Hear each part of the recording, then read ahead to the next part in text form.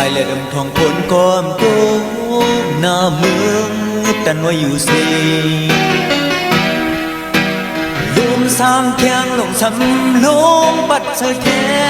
งอยู่ยาบหน้ากลางวันหนุ่ยกบมาคบอื่นแต่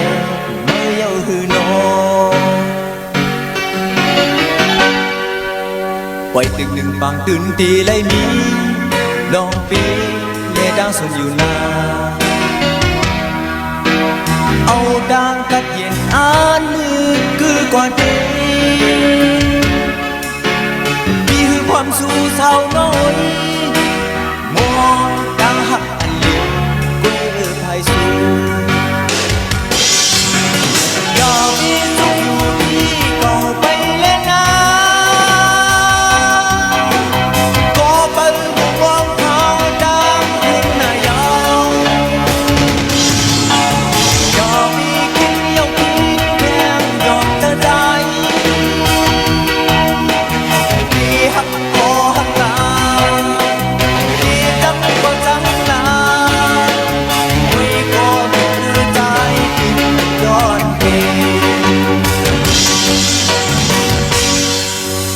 นอกจากนั้นก็พี่อำจังสี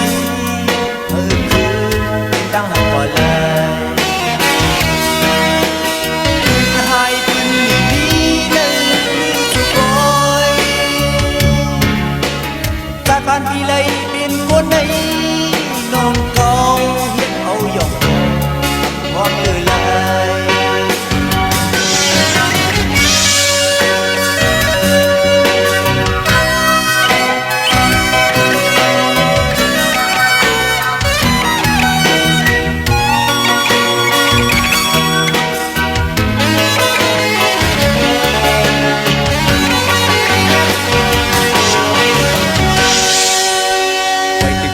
ตื่นดีเลยมี